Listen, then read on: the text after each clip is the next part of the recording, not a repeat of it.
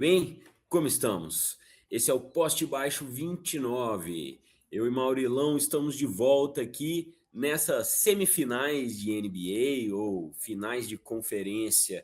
E aí, Maurilão, tudo bem? Tudo bom, cara. Acho que nós temos uma final esperadíssima no Oeste e uma final não tão esperadíssima no lado leste.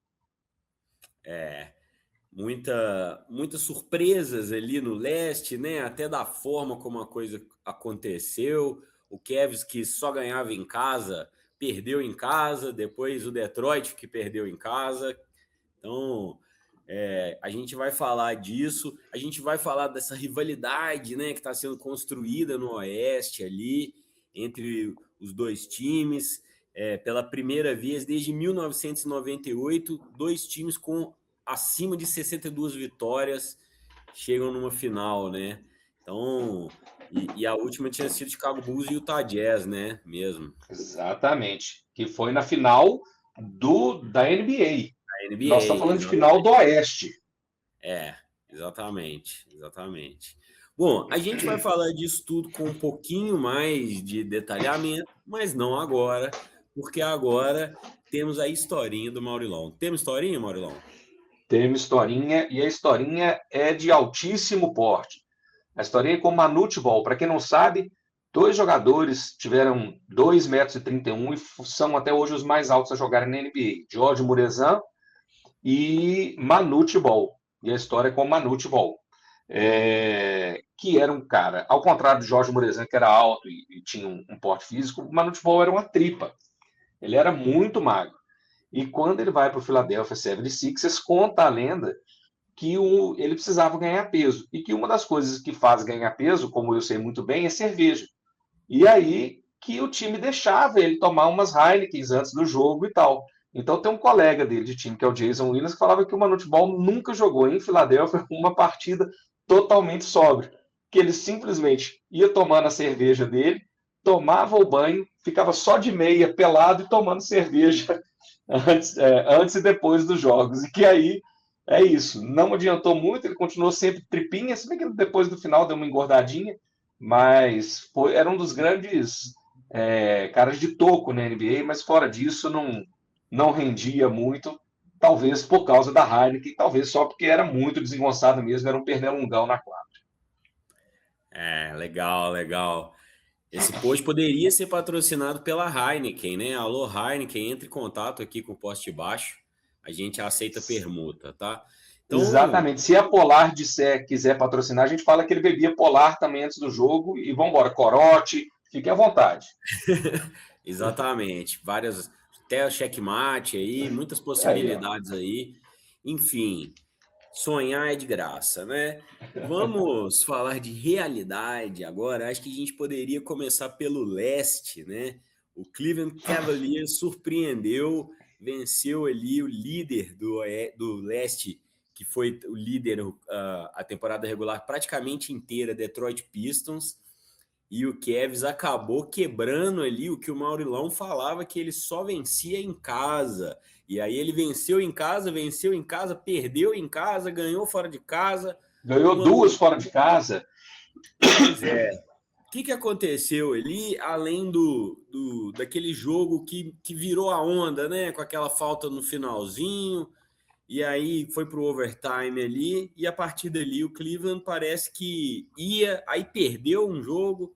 Estou me referindo ao jogo 5, né? Que no final ele Perdeu o teve jogo um 6. drama, teve uma falta no final, né? Aí Isso. depois vieram os dois Perdeu um jogos jogo aí. 6 esquisito, que ele estava tranquilo, aí não jogou nada, e aí vai no jogo 7 você fala, beleza, o Detroit em casa, e aí muda tudo. O Cleveland é o time mais imprevisível. O Cleveland é cavalo selvagem, filho desencapado, assim. Porque em termos de potencial, quando você olha um time que tem Donovan Mitchell, James Harden, Evan Mobley, tem aí o Jarrett Allen, tem o Sam Merrill, que é fera na bola de três. Quer dizer, ele tem um time de alto potencial, mas é um time que às vezes entra em quadro e você fala: que saco, que, que jogo chato, que jogo previsível. E eu acho que é isso, assim. Todo jogo com o Cleveland é uma surpresa. Você nunca sabe qual Cleveland que vai entrar em quadro. Porque o outro Cleveland que entra é um Cleveland muito interessante de ver, né? Quando você vê o O Jimmy Cleveland Harden jogando bem, Donovan Mitchell jogando bem, o Jarrett jogando para o Allen, time, né? o Jarrett Donovan Mitchell Allen jogando chega. para o time, né?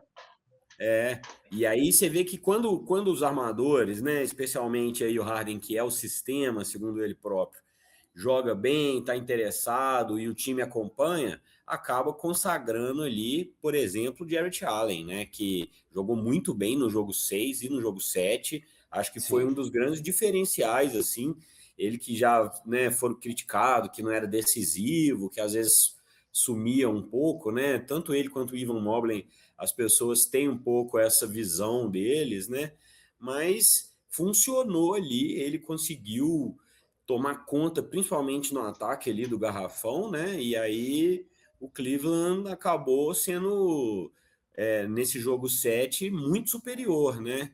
Na maioria Foi. do tempo, né?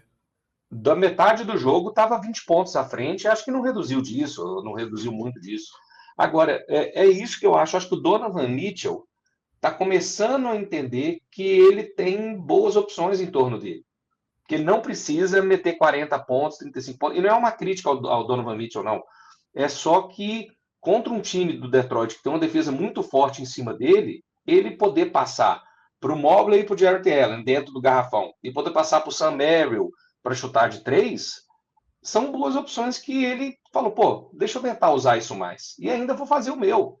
Vou fazer meus pontinhos aqui. Então, acho que foi. O Cleveland continua sem saber. Eu acho que o New York vai ganhar a série, mas se você me falar que o New York vai ganhar de 4-0, eu acredito. Se você me falar que ele vai ganhar de 4-3, eu acredito também. E eu só acho que o New York vai ganhar a série porque o New York tá voando, tá? Se o New York tivesse chegado capengando, eu não fazia essa aposta tão tranquilo, não. Mas o New York tá voando e o Anunoby deve voltar, já tá treinando. Pode ser que não volte no primeiro jogo, mas vai ter um papel aí na série. Então, eu acho difícil vencer o Nova York, não só o Cleveland. Acho que qualquer time do leste teria muita dificuldade de vencer o Nova York. Pode ser, pode ser. Nova York, né, que chegou aí na final do leste, nessa última série com uma distância muito grande, né? Então tá passando essa impressão de um time que tá sobrando mesmo, especialmente depois que eles fizeram um ajuste de pegar o Cat e simular ele mais ou menos como um Jokic, né? Ao invés de É, ficar no Jalen Brunson ball constante, o Jalen Brunson ainda decide, mas agora muitas vezes a jogada começa pelo pivô, já puxando o pivô adversário para fora ali e criando um caos bem estilo lá Nikola Jokic, com o Jalen Brunson que hoje, né, entrega mais do que o Jamal Murray seria, né? é. Fazendo uma analogia aqui, fora a defesa, né, do Knicks, que realmente vem bem, ao contrário do falecido nessa temporada Denver Nuggets. Agora, Então, isso que você falou dessa estratégia é interessante, porque ela funcionou muito bem com o Embiid, porque a mobilidade do Embiid é muito reduzida.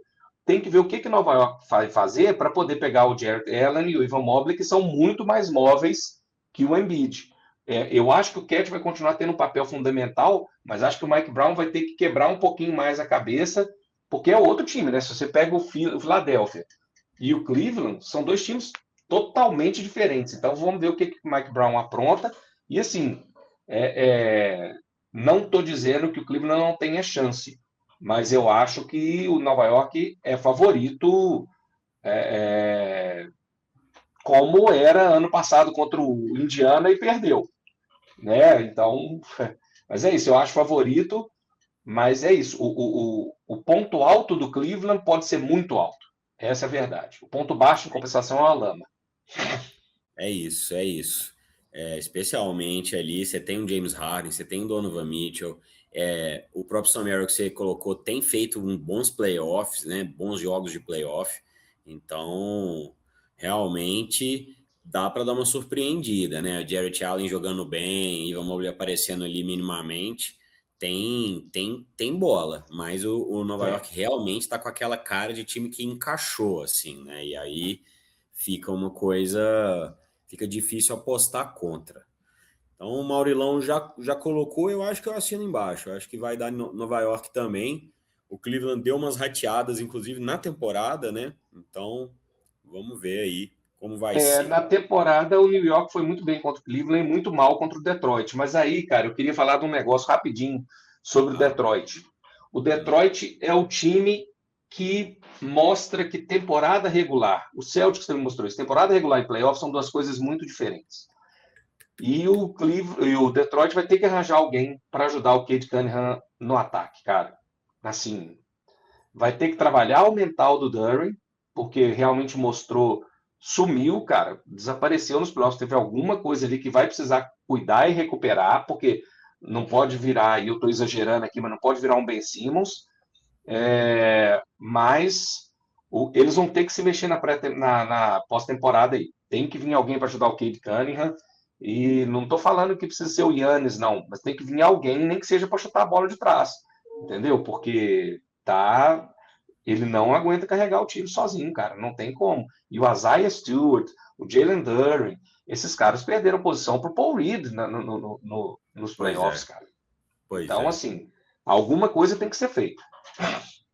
É um pouco triste, né, esse desfecho aí para Detroit. O Cade Cunningham claramente super explorado ali, né, meio sobrecarregado e começou a errar. Isso começou a afetar o jogo dele mesmo, né, porque também muito exigido na defesa. Exato. Então, ficou demais ali para ele carregar esse time que deu uma derretida mesmo. Já no final da temporada já estava mostrando isso, né? O Jalen Duren É, já estava oscilando e tal. Então, realmente, Detroit vai ter que se mexer. É difícil imaginar o que eles vão fazer aí, né? Assim, porque parecia um time muito encaixado, algumas opções ali, mas não é momento para a gente preocupar com isso, porque a gente ainda tem uma final de conferência do lado oeste, né, para falar, e que essa sim, essa é. tô, tô bem ansioso para saber, né? A gente está gravando no dia 18 de maio aqui, e já é o primeiro jogo, né, entre Spurs e Oklahoma City Thunder no oeste, decidindo quem é o melhor do oeste. Maurilão, o que você está esperando? O que você destaca aí dos dois times? Por onde você quer começar? Cara, eu quero começar com o seguinte: eu sempre tendo a achar que o Oklahoma Thunder, do jeito que estava, ganhar tudo. Tendência de achar. Mas quando a gente olha para o que aconteceu na temporada, quando a gente vê que o que o Embi joga, o que o Stefan Kessel está jogando, o que o Dylan Harper está jogando, o que o De'Aaron Fox complementa, não quer ser a estrela, mas consegue mexer seus 20 pontos lá. E contra o Minnesota, eles acabaram para mim com esse negócio da inexperiência, que era um medo que eu tinha, eu achei que eles não iam dar conta. Eu acho que o Oklahoma Thunder vai passar, na minha opinião, mas eu acho que vai ser uma série dura demais pro San Antonio ser campeão ano que vem. Tipo assim, não estou prevendo o ano que vem, não. Mas eu estou dizendo assim, vai ser uma dor de crescimento pro San Antonio, mas nós vamos ver um San Antonio sensacional. Assim, eu acho que essa série vai ser de arrebentar. E eu acho que o Shea vai brilhar mais na armação de jogadas do que na quantidade de pontos. Porque o Embi vai ficar, tipo assim, não deixa esse cara fazer bola dentro do garrafão. Para mim, a função do Embi na defesa vai ser essa. Eu acho que talvez passe por aí um pouco o que eu penso que o matchup do Oklahoma é um pouco desfavorável É para assim, esse time do Spurs, porque tem uma dependência, claro, é um dos times mais coletivos da NBA, mas você acaba ainda dependendo um pouco, minimamente, dessas infiltrações do Shai, esses pontos que ele faz ali que joga muito no individual, às vezes um ISO, às vezes um troca de passes e ele sai sozinho no mid-range e tal. Isso realmente para ele executar com essa defesa do Spurs, que todos os armadores defendem muito bem, né? Dylan é, Harper, Stefan Kessel, Kessel, Vassell, né? A gente pode pensar aí. O próprio Fox, né, que não é assim um as na defesa, vem atrapalhando muito ali, tem a marcação já de fora, quase de meia quadra praticamente, que o Spurs faz muitas vezes ali, o Fox é um pouco esse agente do caos ali. Agora, a gente precisa comentar uma coisa aqui da vitória do Spurs com o Timberwolves, que o Anthony Edwards estava machucado, né? Assim, ele não estava no seu top físico, né? Ele 100%. jogou alguns jogos e tal, e não jogou todo o seu potencial. O último jogo acho que ficou um pouco marcado, né? Que o Spurs foi muito acima, então Muito superior. acaba que a gente fica mais marcado por esse jogo, assim, mas a série não foi nenhum barbado, né? O Não. Timberwolves endureceu muito por muitas vezes, e acho que talvez se o Anthony Edwards tivesse 100%, o que a gente está vendo está muito difícil, né, de contar com estrelas 100% aí nos playoffs, o desgaste na temporada regular tem sido cada vez maior, né, mais comum.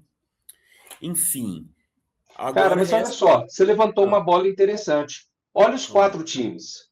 Knicks, Jalen Brunson, Karl Anthony Towns, saudáveis.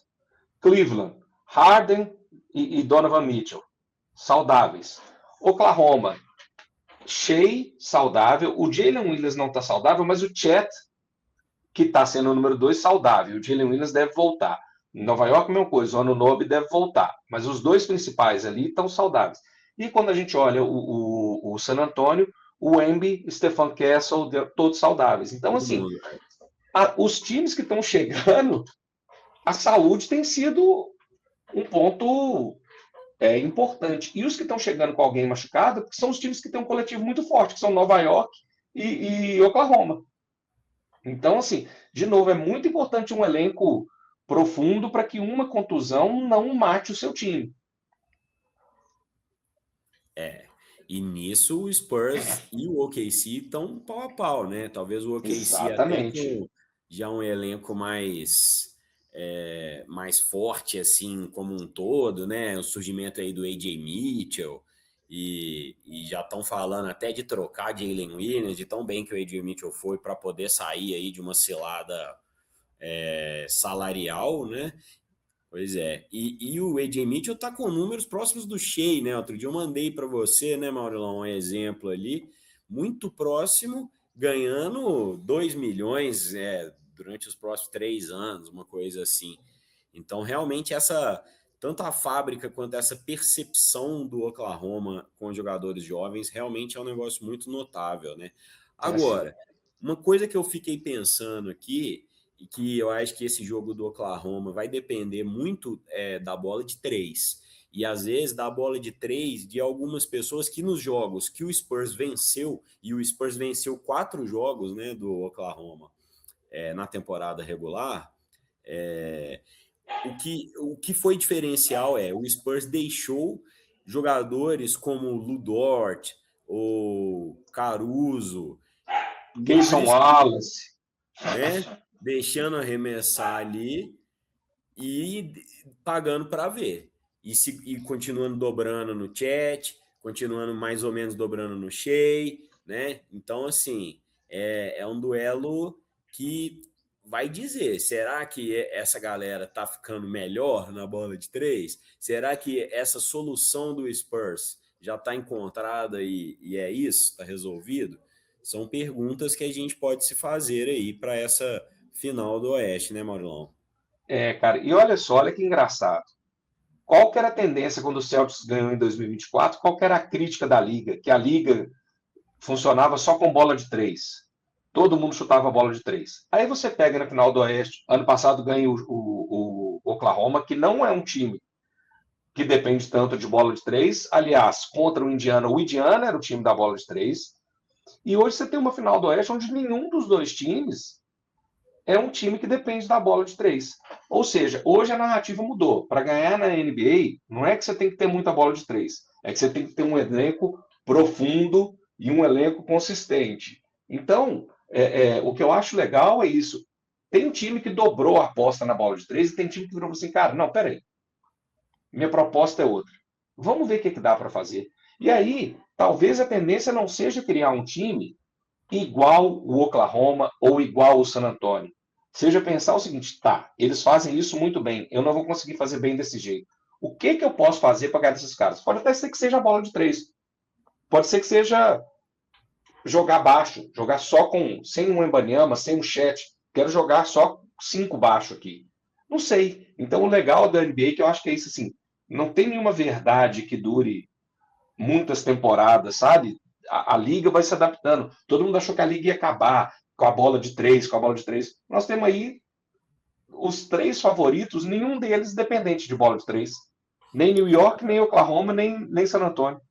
É verdade, é verdade. E aí fazendo esses ajustes, né, empurrando o outro time, por exemplo, para depender um pouco mais, ou o Exato. contrário, né, você às vezes vai fazendo Atrair.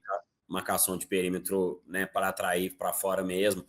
Até um comentário, né, o Rudy Gobert, né, a gente tinha elogiado, eu particularmente tinha elogiado muito a defesa dele na primeira série do Wolves lá, Muito.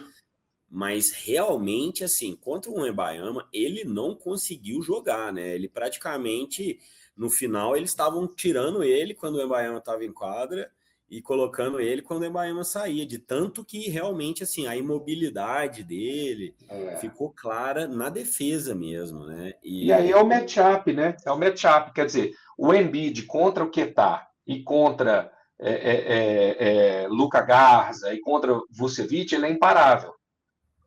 O Embiid contra Cat, contra Mitch Robinson, eles matam ele na mobilidade. Então, não tem um formato de time que é imbatível. Não tem, tem o jeito do seu time para encaixar contra aquele, que, de novo, não é jogar igual e tentar ser melhor fazendo o mesmo jogo.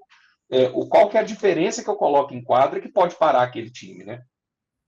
E os ajustes nos playoffs são um clássico da NBA, né? Assim, os Exato. treinadores que mais sabem fazer, notar o outro time ali. Esse ajuste mesmo que eu comentei do Nova York ficou muito claro, né? Muito. Até o início dos playoffs ainda tinha muito o Jalen Brunson vindo com a bola ali do meio da quadra e distribuindo o jogo, e isso muitas vezes colocava o Knicks em ciladas, né? O Cat imóvel junto com outro pivô e tal. Depois que eles começaram a puxar o Cat para fora, ele começou a acertar mais bola de 3, porque ele ainda tem essa bola. Então, Tem.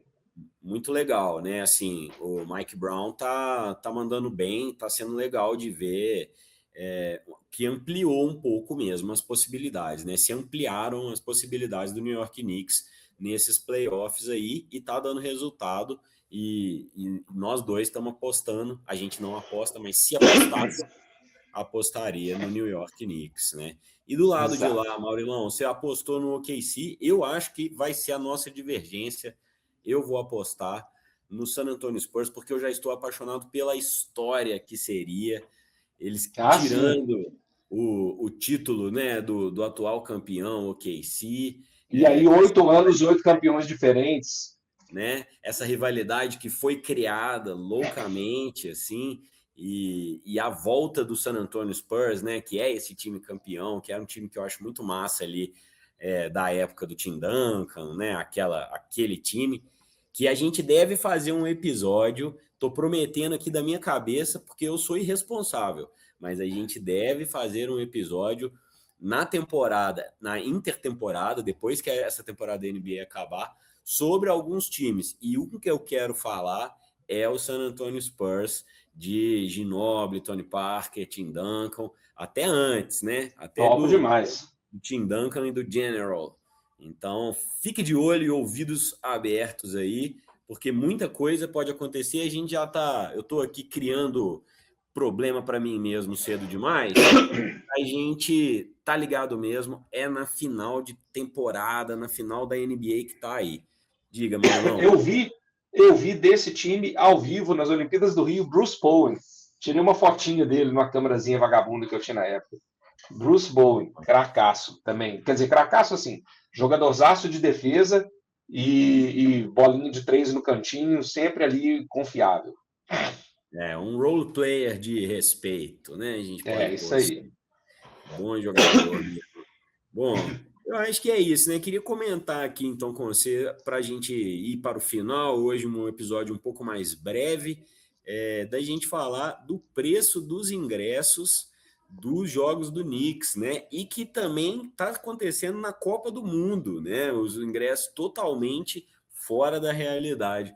E aí, Maurilão, como é que foi a sua experiência quando você foi para Nova York ou Estados Unidos tentar ir para jogo, você conseguiu mais fácil? Como é que era? Conta a história para nós. Cara, o valor de preço oscila muito. Então, por exemplo, eu já assisti jogo do Brooklyn Nets no começo, na nona fila, pagando um preço super barato.